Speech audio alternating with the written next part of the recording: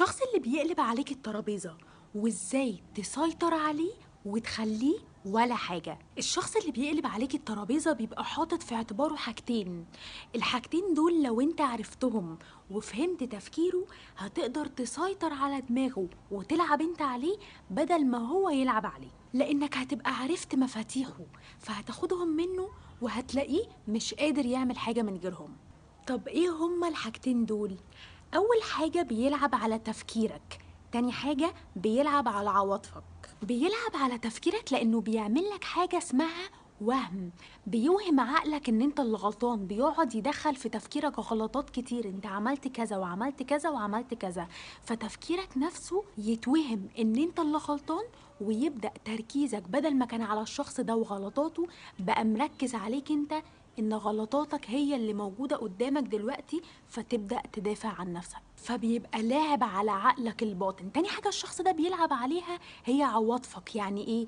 يعني الشخص ده بيبقى عارف انك متعلق بيه، فبيبقى مطمن من جواه انك هتبقى عايز تحل الموضوع عشان مش هتقدر تبعد عنه، فبيلعب على الحتة دي بطريقة غير مباشرة. يعني هتلاقيه بيوصلك ان هو عنده مشكلة معاك وان انت شخص وحش وان هو اللي زعلان منك، فانت هتحس ان في مشكلة فيك وان هو ممكن يسيبك في اي وقت. طيب ايه الحل بقى يا نور؟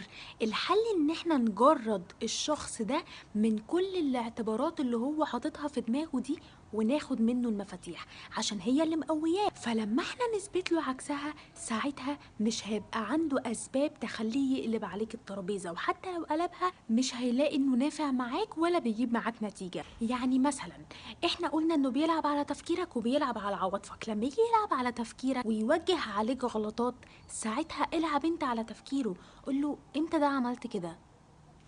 مش فاكر. ساعة لما ايه؟ طب كانت الساعة كام؟